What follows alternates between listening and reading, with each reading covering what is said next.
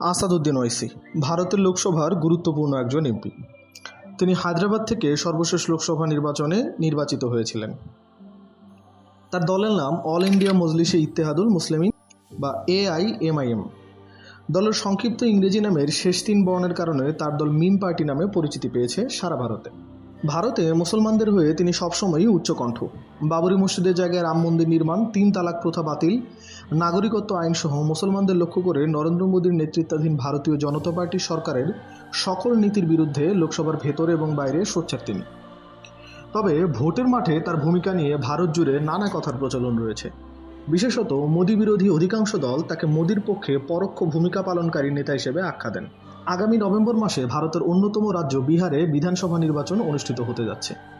শোনা যাচ্ছে ওয়াইসির দল এতে অংশ নেবে। নির্বাচনে তার অংশ নেওয়া নিয়ে গুঞ্জন শুরু হয়েছে ভোটের মাঠে আরও একবার তিনি মোদীকে সুবিধা করে দেবেন কিনা। আজ জানবো আসাদুদ্দিন ওয়াইসির প্রতি বিজেপি বিরোধী অধিকাংশ দলের এমন ধ্যান ধারণার কারণ কি। আসাদুদ্দিন ওয়াইসির জন্ম 1969 সালে। বিশ্ববিদ্যালয়ে পড়াশোনা পর্যন্ত তিনি ক্রিকেট খেলতেন। আঞ্চলিক স্তরে অনূর্ধ্ব 25 দলের ফাস্ট বোলার ছিলেন হায়দ্রাবাদের এই রাজনীতি। তবে দেশের রাজনীতিতে পুরোদস্তুর ঢুকে পড়ার আগে তিনি ব্যারিস্টারি পড়তে গিয়েছিলেন বিলেতে। 2008 সালে তার বাবা সুলতান সালাউদ্দিন ওয়াইসির মৃত্যু হলে তিনি মিম পার্টির দায়িত্বভার কাঁধে তুলে দেন। তার বাবা একসময় হায়দ্রাবাদের এমপি ছিলেন। পরবর্তীতে তিনি নিজেও সেই আসন থেকে জয়লাভ করেন। বলতে গেলে হায়দ্রাবাদের লোকসভা আসনটি পৈতৃক সম্পত্তির মতোই, সেখানে তারাই শেষ কথা। মিম পার্টি তেলেঙ্গানা, অন্ধ্রপ্রদেশের মতো রাজ্যের মুসলিম প্রধান জায়গাগুলোতে ভালোই শক্তিশালী। তবে বিগত দিনগুলোতে উত্তরপ্রদেশ, তামিলনাড়ু, বিহারের মতো রাজ্যের মুসলিম এলাকাগুলোর নির্বাচনে তার দল নিজেদের পদচিহ্ন আঁকতে সমর্থ হয়েছে। ভারতের জাতীয় স্তরের লোকসভা এবং রাজ্য স্তরের বিধানসভা নির্বাচনগুলোতে তার দলের পক্ষে পড়া ভোটগুলো জেতার জন্য অনেক সময় যথেষ্ট হয় না, তবে প্রধান প্রতিদ্বন্দ্বী দলগুলোর জন্য বড় ফ্যাক্টর বা নির্ণায়ক হয়ে দাঁড়ায়।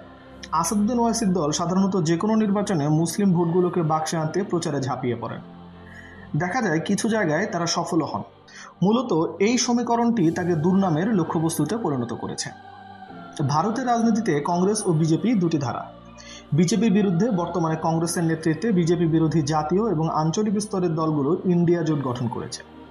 যেমন ভারতীয় কমিউনিস্ট পার্টি, পশ্চিমবঙ্গের মুখ্যমন্ত্রী মমতা বন্দ্যোপাধ্যায়ের নেতৃত্বাধীন তৃণমূল কংগ্রেস, তামিলনাড়ুর মুখ্যমন্ত্রী MK স্টালিনের নেতৃত্বাধীন DMKর মতো দলগুলো কংগ্রেসের সঙ্গে এক ছাতার নিচে এসে বিজেপির বিরুদ্ধে লড়াই করছে। আবার আঞ্চলিক স্তরেও বিজেপির বিরুদ্ধে কংগ্রেস সহ অন্যান্য দলগুলো লড়াই করছে।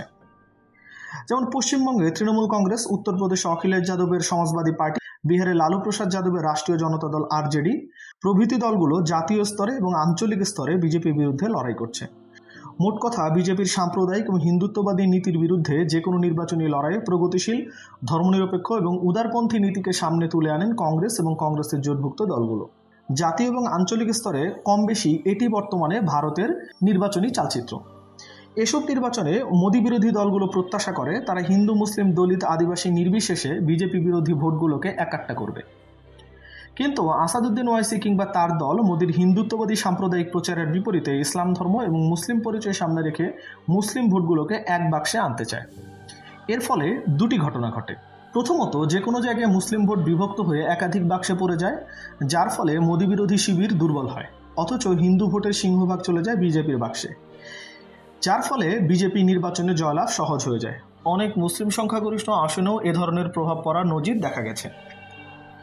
দ্বিতীয়ত, যেসব জায়গায় মুসলিম ভোট শতাংশের হিসেবে 10, 15 বা আরও কম, সেসব জায়গায় যখন উল্লেখযোগ্য সংখ্যক ভোট ওয়াইসির দল টেনে নেয়, তখন কংগ্রেস বা তার জোট সঙ্গীদের ভোটের বাক্সে টান পড়ে, সহজ হয়ে যায় বিজেপির লড়াই।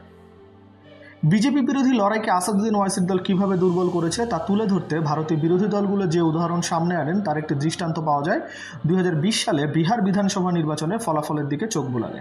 বিহারের সীমাঞ্চল নামের একটি এলাকায় মোট 24টির মতো বিধানসভা আসন। সেখানে 16টি আসন সহ গোটা বিহারে মোট 20টি আসনে মনোনয়ন দেয় মিম পার্টি। সীমাঞ্চলকে পাখির চোখ করার পেছনে অন্যতম কারণ জায়গাটি জুড়ে মুসলিম ভোট ছিল 47% উপরে। নির্বাচনের পর দেখা গেল আসাদুদ্দিন ওয়াইসির দল 5টি আসনে জয়লাভ করেছে এবং সীমাঞ্চলের অনেকগুলো জায়গায় উল্লেখযোগ্য ভোট কেটে নিয়েছে, যার ফলে ব্যাপক অসুবিধায় পড়ে যায় কংগ্রেস এবং RJD জোটের প্রার্থীরা। উত্তরপ্রদেশ ভারতের গুরুত্বপূর্ণ রাজ্য। এখানে সবচেয়ে বেশি সংখ্যক লোকসভা আসন। উত্তরপ্রদেশের ক্ষমতায় যারা থাকে তাদের ভারতের কেন্দ্রীয় শাসন ক্ষমতায় আসার সম্ভাবনা প্রবল থাকে।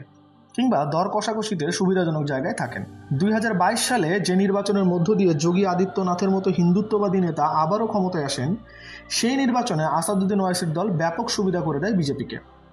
ওই নির্বাচনে বিজেপির সঙ্গে মূল লড়াই হয় অখিলেশ যাদবের দল সমাজবাদী পার্টির নেতৃত্বাধীন জোটের। নির্বাচনে ওয়াইসির দল প্রতিদ্বন্দ্বিতা করেছিল বেশ কয়েকটি আসনে। ফলাফলে দেখা গেল সরাসরি অনেক আসনে জয় না পেলেও সমাজবাদী পার্টি বা তার জোটগত প্রার্থী যত সংখ্যক ভোটে হেরেছেন তার চেয়ে বেশি ভোট পেয়েছেন ওয়াইসির দলের প্রার্থী। ওয়াইসির দল ভোট কেটে নেওয়ার ফলে জয়লাভ করেন বিজেপি প্রার্থী। এখানে একটি চার্ট দেখলে বিষয়টি পরিষ্কার হয়ে যাবে। উত্তরপ্রদেশের বিজনোর নামে একটি আসনে বিজেপি 2022 সালের বিধানসভা নির্বাচনে ভোট পেয়েছিল 97,165। তার বিপরীতে সমাজবাদী পার্টির সমর্থিত প্রার্থী ভোট পেয়েছিলেন 95,720টি। অন্যদিকে আসাদুদ্দিন ওয়াইসির দল বিজনোর আসনটি থেকে ভোট পেয়েছিলেন 2,290টি। এই বিজনোর আসনটি থেকে বিজেপি 1,445 আসনে জয়লাভ করেছিল। অর্থাৎ যেখানে আসাদুদ্দিন ওয়াইসির দল 2,290টি ভোট পেয়েছে, সেখানে বিজেপি জয়লাভ করেছিল 1,445 ভোটে। অর্থাৎ বিজেপি যে ভোটের ব্যবধানে জয়লাভ করেছিল, আসাদুদ্দিন ওয়াইসির দল তার থেকে অনেক বেশি ভোট পেয়েছিল। সুতরাং আসাদুদ্দিন ওয়াইসির দলের এ সমস্ত ভোটগুলো, যার অধিকাংশই মুসলিম ভোট, সেই ভোটগুলো যদি সমাজবাদী পার্টি কিংবা তার জোটসঙ্গীর পক্ষে যেত, তাহলে বিজনোর আসনটি থেকে বিজেপিকে হারাতে সক্ষম হতো সমাজবাদী পার্টি কিংবা তার জোট সমর্থিত প্রার্থী। এই ধরনের চিত্র দেখা গেছে নাকুর, কুর্সি, সুলতানপুর, শাহগঞ্জের মতো জায়গাতেও। অর্থাৎ এই জায়গাগুলোতে আসাদুদ্দিন ওয়াইসির দল যত ভোট পেয়েছে তার থেকে কম ব্যবধানে হেরেছে সমাজবাদী পার্টি কিংবা তার জোটসঙ্গী প্রার্থীরা। শুধু এই কয়টি আসন নয়, আরও বেশ কয়েকটি আসনে এই অবস্থা হয়েছে।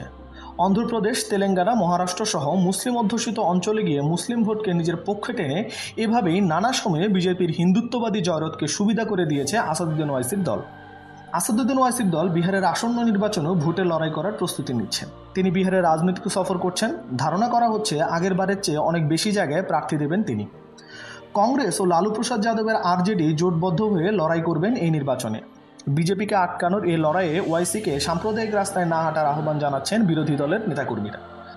ভারতের বিজেপি বিরোধী রাজনীতিকদের অনেকে মনে করেন ওয়াইসি যেভাবে রাজনৈতিক লড়াইয়ে রয়েছেন তাতে বিজেপির সুবিধা হয়ে যায় দুটি দিক থেকে। প্রথমত, তার ভোট কাটা রাজনীতির সরাসরি সুবিধাভোগী বিজেপি। ভোটের মাঠে মুসলিম ভোটগুলোকে একাট্টা করতে পারলে কংগ্রেস বা তার মতো অন্যান্য ধর্মনিরপেক্ষ শক্তির লড়াই দুর্বল হয়। দ্বিতীয়ত, বিজেপি ভারতের হিন্দুদের সামনে মুসলিমদের নেতিবাচক হিসেবে দেখাতে চায়। ওয়াইসি যেভাবে আগ্রাসী ধর্মীয় পরিচয় সামনে আনেন তা প্রকৃতপক্ষে প্রতিযোগিতামূলক সাম্প্রদায়িকতাকে উস্কে দেয়। বিজেপির মতো বৃহৎ পরিচয়বাদী রাজনীতির প্রতিক্রিয়ায় ইসলাম ধর্ম বা মুসলিম পরিচয় কেন্দ্রিক রাজনীতি বিজেপির জন্য চিরাচরিতভাবে সুবিধাজনক হয়ে দাঁড়ায়। ওয়াইসি সাম্প্রদায়িক মনোভাবের সমানুপাতে বিজেপির সাম্প্রদায়িকতা বাড়ে। ওয়াইসি যদি মুসলিম ভোটগুলোকে এক কাতারে নিয়ে আসতেও পারে, তাহলে প্রকারান্তরে দুর্বল হয়ে যাবে কংগ্রেস সহ অন্যান্য প্রগতিশীল দলগুলো। আসাদুদ্দিন ওয়াইসিকে সন্দেহের চোখে দেখার বেশ কয়েকটি কারণ রয়েছে। তিনি যে বিজেপি রাজনীতির জন্য সুবিধাজনক এক চরিত্র, তা বেশ কয়েকবার বিজেপির অনেক নেতার মুখ ফসকে বেরিয়েও এসেছে। 2014 সালে উত্তরপ্রদেশের উন্নাও থেকে এমপি হয়েছিলেন বিজেপির নেতা সাক্ষী মহারাজ। তিনি 2022 সালে উত্তরপ্রদেশের বিধানসভা নির্বাচনের আগে বিহার নির্বাচনের ফলাফলের উদাহরণ টেনে বলেছিলেন, ওয়াইসির দল উত্তরপ্রদেশেও বিজেপির জন্য সুবিধাজনক হবে, যেমনটা বিহারের ক্ষেত্রে ঘটেছিল। উত্তরপ্রদেশের নির্বাচনের ক্ষেত্রে তার কথা সত্যি সত্যি ফলেছিল, যা আমরা এই আলোচনায় এরই মধ্যে শুনেছি। বিজেপি নেতারা নানা সময়ে আকার ইঙ্গিতে বুঝিয়ে থাকেন আসাদুদ্দিন ওয়াইসি একলা চলো নীতিতে অটল থাকলে তা শেষ পর্যন্ত বিজেপিরই সুবিধা। তাছাড়া বিজেপির শীর্ষ নেতাদের কাউকেই সেভাবে ওয়াইসির সমালোচনা করতে দেখা যায় না। যে বিজেপির নেতারা মুসলিমদের সামনে রেখে ভোটের মাঠে সাম্প্রদায়িক মন্তব্যের ফোয়ারা ছুটিয়ে দেন, সেই তারাই ওয়াইসির মন্তব্যকে সেভাবে আমলে নেন না।